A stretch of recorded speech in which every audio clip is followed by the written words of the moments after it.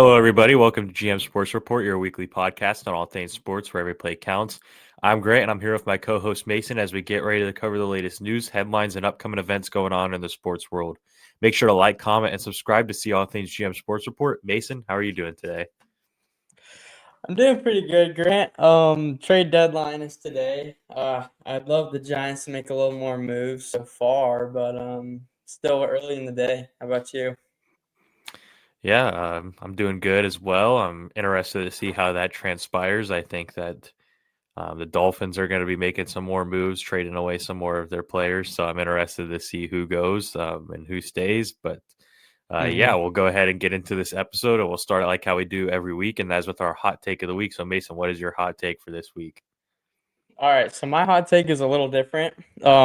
Teams losing in their trash throwback jerseys should be a sign for other NFL teams to just not make them.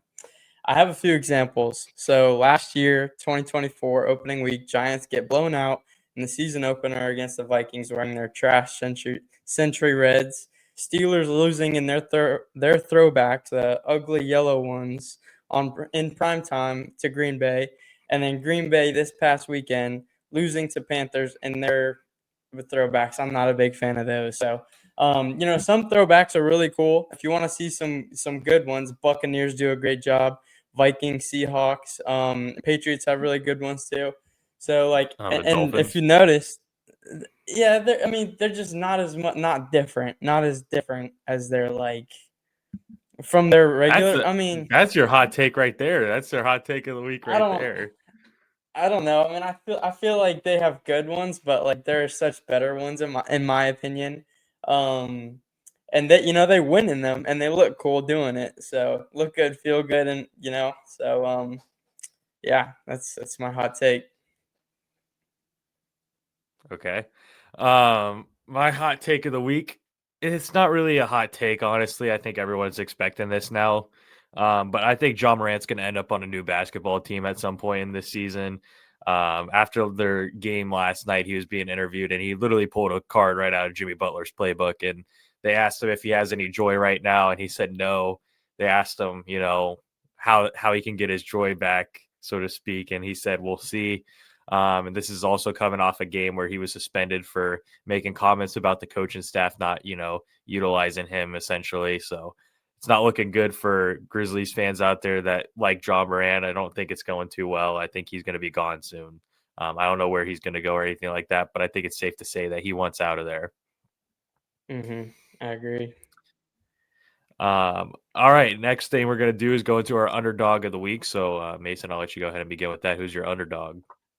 So I think this is the last week I can officially put this man as an underdog. I think it's just the way that he literally carried this team to winning, and that's Rico Dowdle. Put the Panthers on his back against the Green Bay Packers and beating them.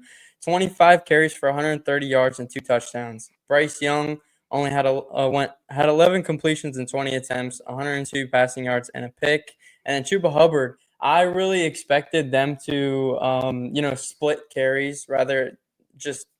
I did not think Chuba was going to come in and, instantly come and get 15, 20 carries, but I expected more than 5 carries for 17 yards. So I personally didn't watch the game. Maybe something happened, but even there, it's still like, wow. But Rico Dowdle really put the team on his back yet again.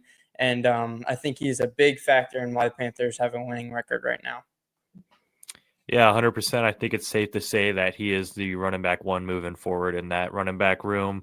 Um, hmm we'll see if like injuries happen. Hopefully not, but it looks like he's kind of taken over that backfield and kind of won that spot that he has. Kind of similar situation we're seeing over with the Bears right now. Their rookie running back with Swift going out, having a huge game. He hmm had like 145 yards. We'll have to keep an eye on that over the next following weeks. It looks like it could be another similar situation with that.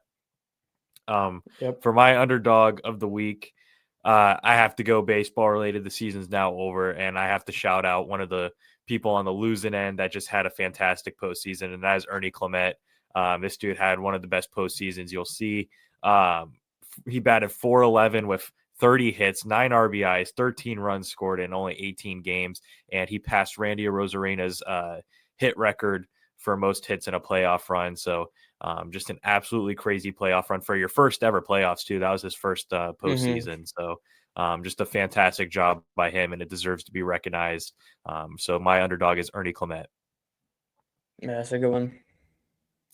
All right, now we're going to go ahead and slide over to the NFL, and we're going to start with our game predictions update. This is where on Instagram and TikTok at GM Sports Report, we post our predictions for every game every week. And me and Mason this last week predicted the same exact games. We didn't have any disagreement, so we both went 10-4 this last week, and that sets my record to a 93-41, and Mason's record to a 87-47. So no changes in how far games back wise. So we'll have to keep an eye on that as the weeks go. Next thing I wanted to talk about was one of the bigger trades that have happened so far with this trade deadline coming up, and that was Jalen Phillips being traded to the Philadelphia Eagles. I just wanted to kind of get our thoughts on that real quick. So, Mason, what are your thoughts on this trade? Yeah, I mean, I thought it was interesting. I think they only gave up, what was it, a third round for Jalen Phillips. And Mm-hmm. I think it's a great addition. I don't think it's anything to, be like, oh, they have the best D line in, the NFC or anything. I think they do have a good D line, but this doesn't put them over, you know, what they were already expecting to do, in my opinion. So, still a great addition. The only thing I kind of have concerns about is the health and, his track record of getting hurt and injured. So, we'll see if he could just stay healthy and be a big factor. But I don't think that the Eagles are going to rely on him as much as the Dolphins did, if that makes sense. So, yeah, those are kind of my thoughts on that.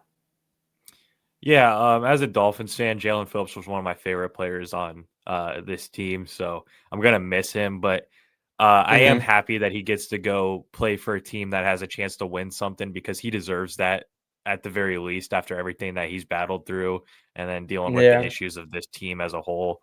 So I'm happy that he's getting to go somewhere like that. On the Dolphins end, it does make sense to move on from him. He's a free agent after this year.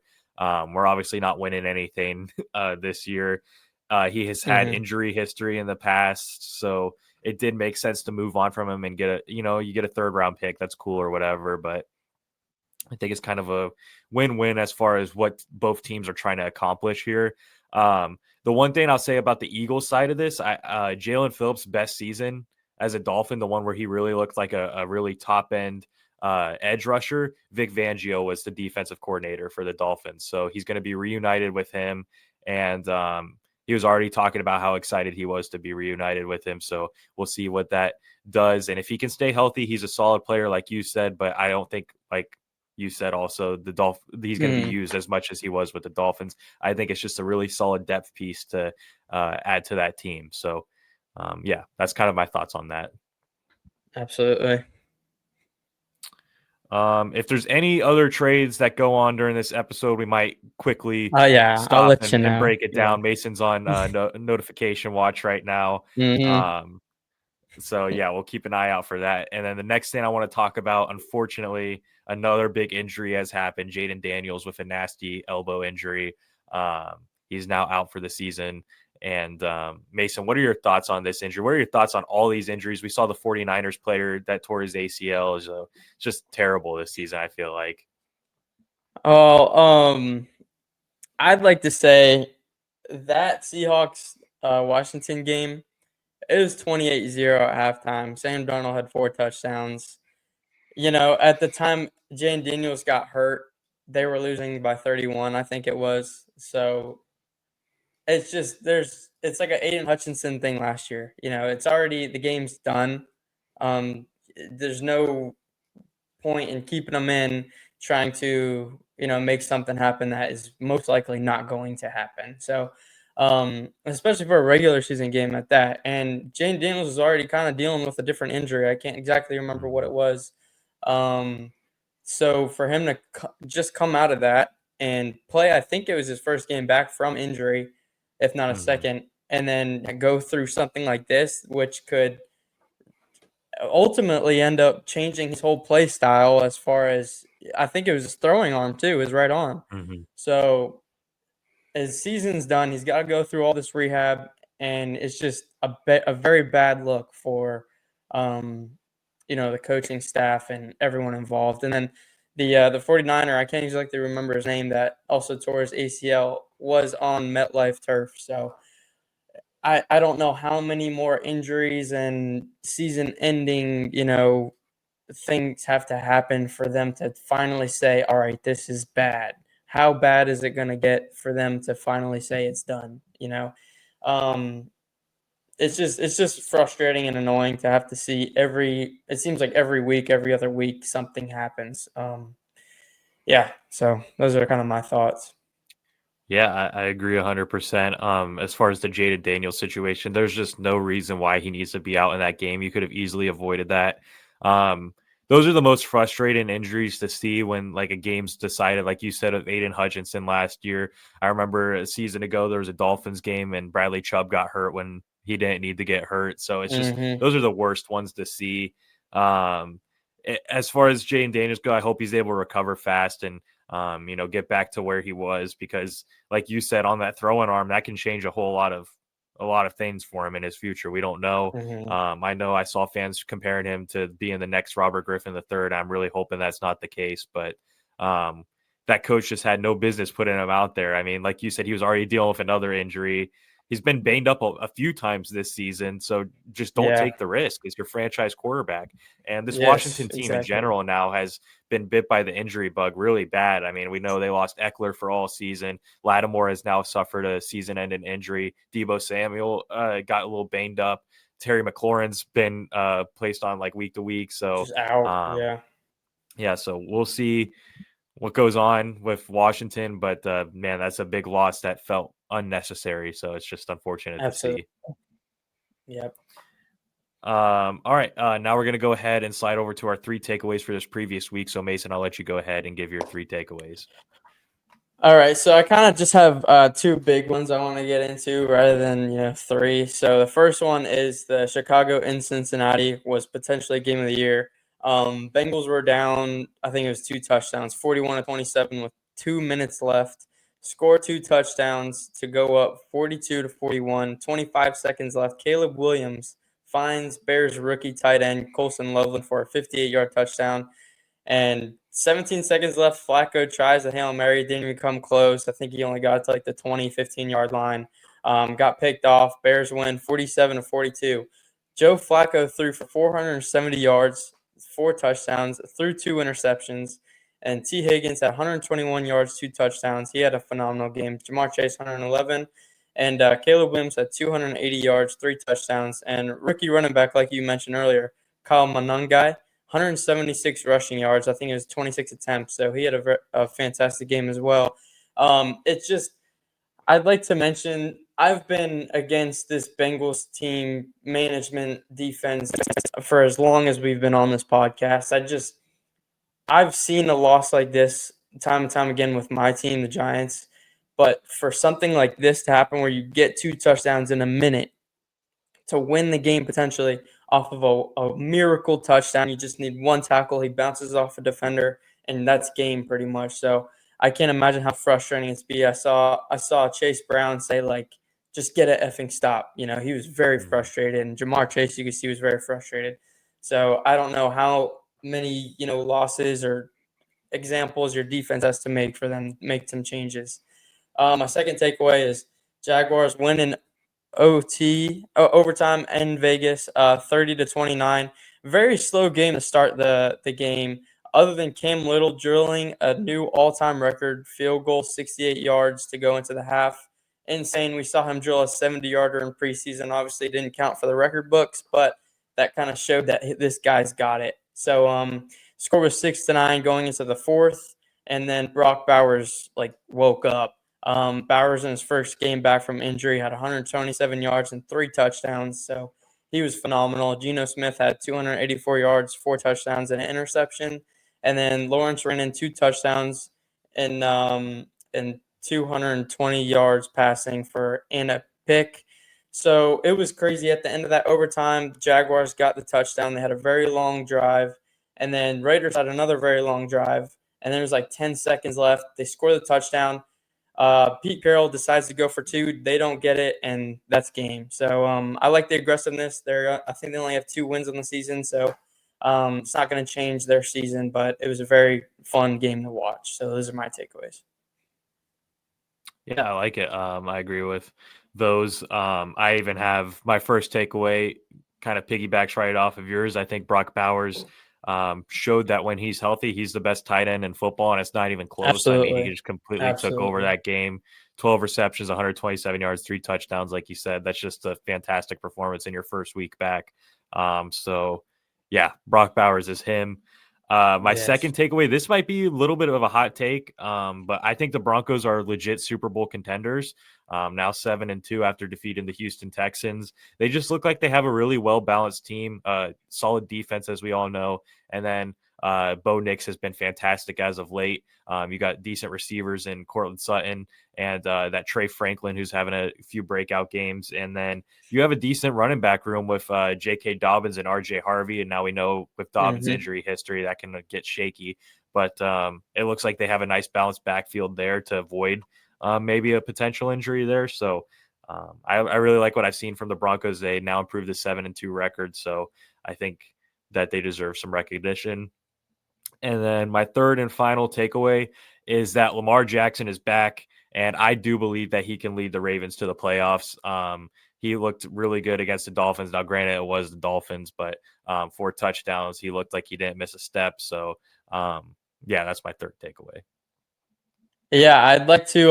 I kind of want to touch up on both of those last two takeaways. So the Denver Broncos, my only problem with them is that I don't know how many times they're going to be able to get away with these third, fourth quarter comebacks to where it's great. Yeah, it's kind of like the Chiefs we saw last year. Are they going to be able to hold on to him and keep, coming out with these wins? Yeah, it shows that they can battle through adversity. Kind of like I remember having this exact same conversation. It's like deja vu. Yeah.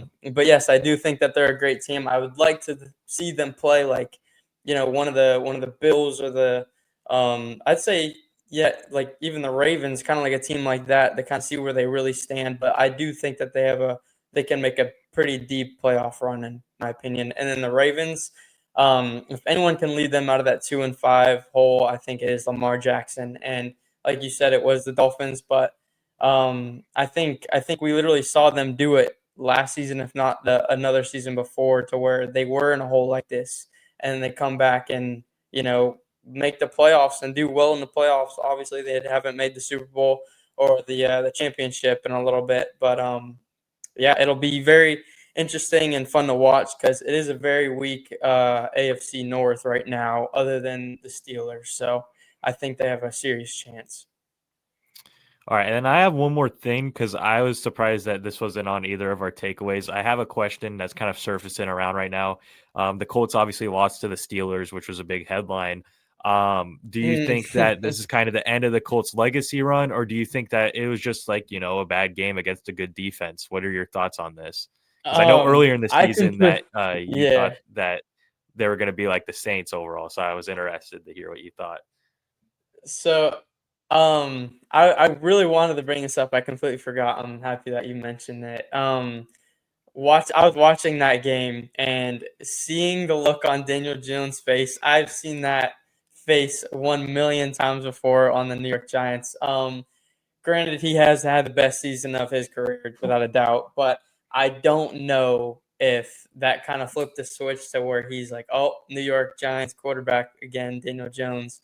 But I think he's got the guys and the talent around him to really be able to bounce back, and I think it really is just on him from this week because I think he was responsible for like 5 turnovers or something. So we've seen this before. We knew he wasn't going to get through a whole season without it, but I think that the Colts are going to bounce back, and they've shown that they can do it because Jonathan Taylor, I think he only had 45 yards rushing. They had 2 receivers who were over 100 yards. So I think they'll be okay. I hope that this isn't the downfall for them, but if it is, I wouldn't be surprised with the guy who's at quarterback. So Yeah, I'm not gonna hit the panic button yet. I think the Steelers are right, a pretty good team. They have a great defense. absolutely. And what the Steelers did was they eliminated the run game, which has been the Colts' Hmm. success. Like Jonathan Yes. Taylor, as we've been saying for weeks now, best running back in the league right now. He was held to 14 carries for 45 yards. Daniel Jones, who can run pretty well, was only at 3 carries for 4 yards. So they weren't able to run the football like they've been able to. And like you said, yes, Daniel Jones was responsible for a lot of turnovers. He had 3 interceptions, but even on his worst game of the season, he still finished with 342 yards. So Right. I'm not Right. going to completely panic and say like, oh, they're a fraud. They're not going to win anything. I'm still rocking with them for right now because I do think the Steelers were a big test with a good defense. So that's where I kind of sit with that situation. Absolutely. All right. Now we're going to go ahead and slide over to the MLB because the World Series has concluded. The Los Angeles Dodgers have won in 7 games, now making them back-to-back World Series champions. Let's just kind of have a discussion here. Mason, what are your thoughts on the Dodgers winning? The thoughts on the World Series in general? I know you're a Dodgers fan this past week, so No, let's just. calm down. So yeah, I'd like to get that on record. At first I was like, I just don't want to see the Blue Jays win. I do not care. And then it came down to like the final stretch of the game where the Dodgers were actually up. I think it was in extras, and I'm like, I kind of sat there. I'm like, I don't want to go on Instagram after this. I don't want to. And once you kind of get into that mindset, it's like, all right, everything changes. So yeah, I'd like to kind of go over, obviously you mentioned Ernie Clement, postseason hit record, beating a Rosarena, and then Vlad Guerrero, he creeped in the third with 28. So Mhm. he also had an amazing postseason, which we saw from the very first, series against that Yankees team. And I'd like to really mention Yamamoto. Unreal, 96 pitches in the sixth game, I think it was, and then pitched and 2 innings in the seventh while winning the game and World Series MVP. So he's a rookie, right? Second year. Second Oh, year. okay. Yeah, Sasaki's that's their right. rookie. Yes, yes, that's what I was thinking of. Yeah, he's just unreal. So we'll see how that goes. Yeah, I mean, it was a great. I will say this: it was a fantastic World Series. Yes, yeah. As much as most people hate the Dodgers, me myself included, I hate the Dodgers. You can't deny that was cinema. I think that was the Mhm. best Game 7 of a World Series since the 2016 World Series. Um, Obviously, it wasn't Mhm. better than the 2016 World Series, but it was definitely became a classic, and yeah, it stinks seeing the Dodgers come out on top, especially since it felt like the Blue Jays kind of shot themselves in the foot Mhm. multiple times. I mean, we're Oh talking my bases gosh, loaded with that 1 out and bottom you of the don't get a ninth. run in. Um, and then we obviously saw Kiner Falefa, who could have taken a bigger secondary perhaps and scored on that play at the plate. And then even up to their last at bat, Alejandro Kirk, you just need to hit a fly ball to tie the game. And you hit into it. The worst thing that Alejandro Kirk can possibly do is hit a ground ball because he's like the slowest player in baseball. And guess what he does? He hits into a ground ball double play to end their season. So it really felt like they kind of shot themselves in the foot. I mean, even on the defensive side, Hoffman, their closer, Oh gave my up that home gosh. run to a guy who had never hit a home run off a right-handed pitcher before in his career. I Yeah, think there's that's some insane. I think there's some irony in it though, with the Dodgers who have spent billions of dollars on this team that they've created, and the guy that's probably on like a $1 million contract is the hero that hits the home run in the ninth. It's just kind of fit in, but I kind of want to lead to this next conversation. What is the state of baseball now with the Dodgers winning back to back? They're paying money, and here's the crazy thing: the Dodgers are probably going to walk away with Kyle Tucker and Bo Bichette and that Japanese third baseman that's in the free. Like all those guys are in talks with the Dodgers, so it's just going to get better for them. Like, do you think the Dodgers are ruining baseball? I mean, yeah, without a doubt. I did not know about Bo Bichette. That's kind of a KD thing right Mhm. there. But that would Yep. suck as a Blue Jays fan right there, seeing one of the longest tenured Blue Jays on the Yep. team. Anyways, yeah, it's just it's almost like, oh yeah, if there's a big guy in the market, the Dodgers are gonna go for him. We saw it Yeah. with Blake Snell in free agency. Pretty much everyone you can think of. I think it really started with the Otani deal, and then it just kept getting worse, in my opinion. Mhm. And it's just I don't know exactly what they can do. I saw someone in the comments, like in one of the comments of a post, saying you can't make a cap on salaries, but make a cap on deferred payments, which I agree with. Yeah, I think that's a good yeah. idea, That's how they've got all because those players. the amount of deferred payments that they have on that roster is just insane. So I like that idea, but other than that, there's really no way to kind of limit their spending, and they're gonna get away with anyone they want. I saw people saying, um, "Oh, they're gonna go for Scooble, they're gonna go for Skeens." Like, dude, if even they sniffed like one of those guys, it's over if it's not already. So Yeah, yeah, it's frustrating. Because at the end of the day, it does feel like they're ruining baseball. But this is like Rob Manfred's system that he set up. Like, there's no salary cap, there's no salary floor, there's no um, deferred money rules or anything like that. There's no aprons like there is in basketball. So they're just kind of taking advantage of what Rob Manfred set up, and it sucks to see yep, as fans, and it yes, does feel like they're ruining baseball. But you can't put all the blame on the Dodgers because this is the commissioner's fault at the end of the day for setting up a system like this. It just stinks, like you said. Every free agent is going to be in talks with the Dodgers. It's just how it goes. It takes away kind of you know the fun aspect of the offseason of like, oh, maybe my team can get this player, maybe my team can get that player. You just know that the big hmm names get like I want Kyle Tucker to come back to the Cubs. I know I stand alone there because a lot of Cubs fans have turned on him, but I just feel like it's a guarantee that Tucker's going to end up with one of the Dodgers or Yankees. That's just where I'm at. I've accepted that. So it's just kind of how it is now. It'll be interesting to see with this whole 2027 CBA situation if anything changes after that. But for right now, it's looking like the Dodgers are going to run baseball. So, yeah. yeah. I'd like to mention that even before me coming into just watching baseball, Alejandro Kirk has always been one of my least favorite MLB players, and then seeing that, it's like I try and root for the guy. I finally try and root for the guy to do something, and that's what I get. So I'm not gonna go into why I don't like him, but Not a big Alejandro yeah, Kirk guy. That's all right. I'm not yeah. much of one either after the reason they lost the game, hitting into a double play there. That was just unacceptable. That's supposed to be one of your best bat the ball guys, and all you need is a fly ball, and he couldn't do that. But it is what it is. It's over. The Dodgers won, and they're probably on their way to a third straight. So we're just gonna have to sit and We watch. have we have a wide receiver trade.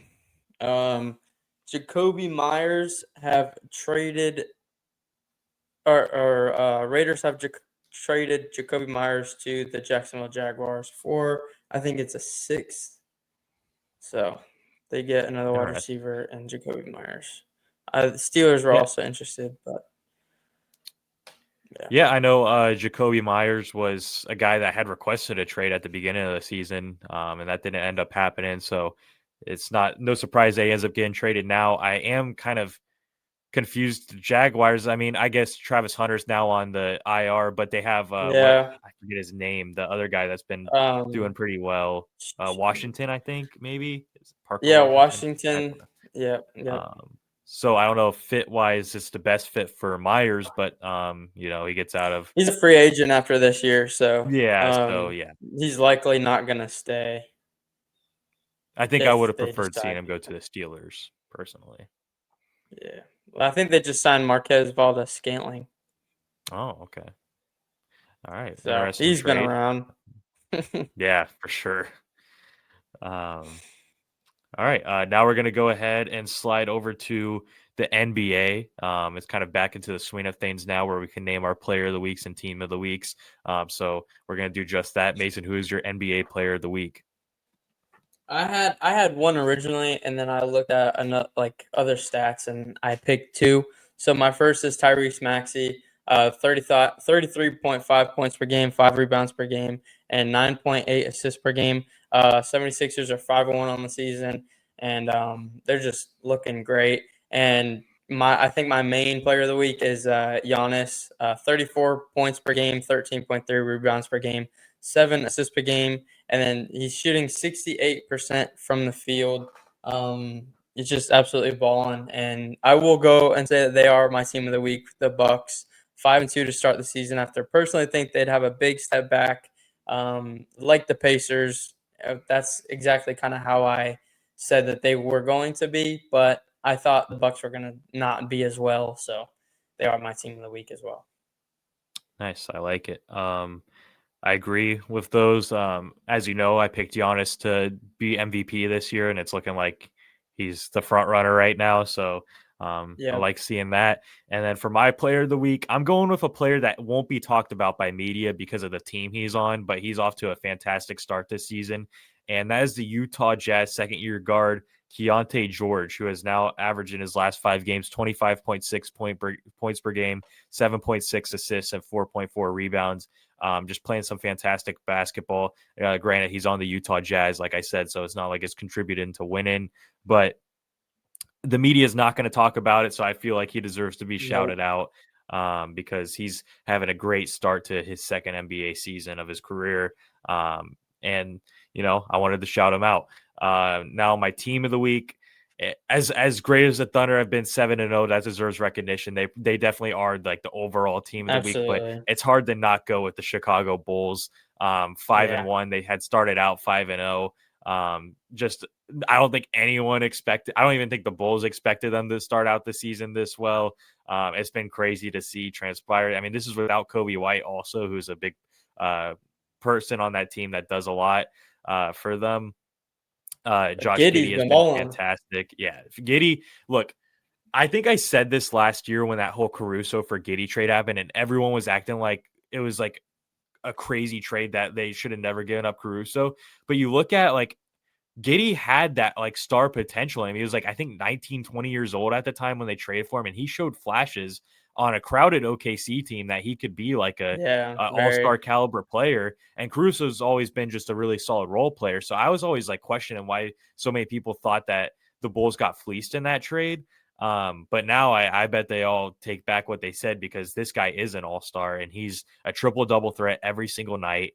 And he's a big reason of why they're winning. Vukovic has had a great start to his campaign. So, yeah, I'm going with the Chicago Bulls. I don't think anyone was expecting their start. Yeah, not at all. All right. And finally, we're going to go ahead and slide over to college football. And Mason, I'll let you go ahead and take that away. Give your college football news here. Yeah, so I have just three quick things. SMU beats number 10 Miami 26-20. Looks like Miami won't make the playoffs. I'm not too sure. We'll see. And if Carson Beck hadn't played out of Heisman already, he definitely did this week. I don't even think his name is close to that top 10 anymore. It's been looking very rough with the interception. So that's my first takeaway. Second takeaway is 20 Texas beating 9 Vandy. Manning had 25 for 33, 328 yards and 3 touchdowns. Now, people are saying, oh, yeah, that's just touchdowns that he had that were like screen passes and short throws. But, you can't deny the 328 yards against Vandy, who was really looking like a playoff favorite coming into this game.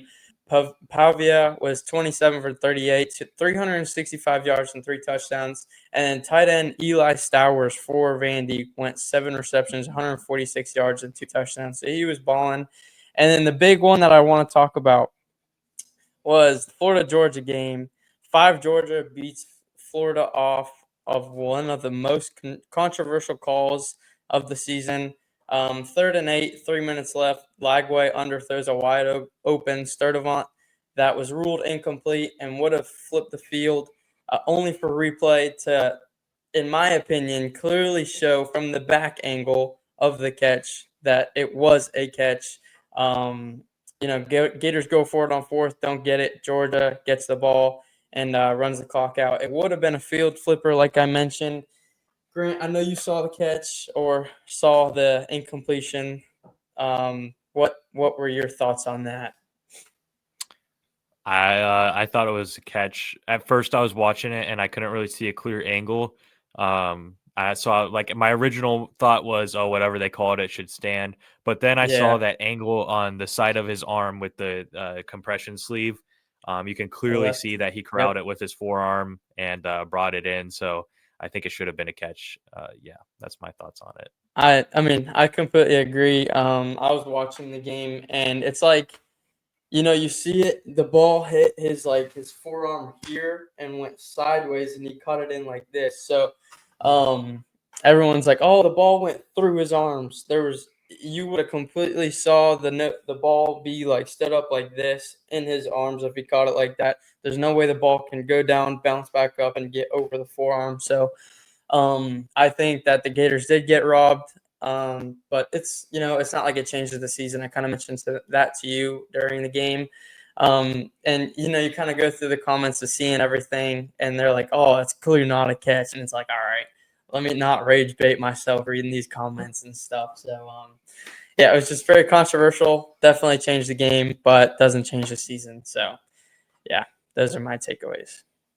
Nice. My only takeaway is that I cannot wait to watch the Indiana quarterback Mendoza throw touchdown passes for the Miami Dolphins next season. That's Oh, why. big Mendoza guy. Yep, Okay. a big All Mendoza right. guy. All right, that's pretty much going to wrap up this episode. So thank you guys for tuning in to this week's episode of GM Sports Report, where every play counts. Please make sure to like, comment, and subscribe to be able to see our weekly episodes on all things sports. For additional content, check description to see links to our Instagram and TikTok account. This is Grant and Mason. Sign off for now. Have a great week, everybody. Thank you, guys.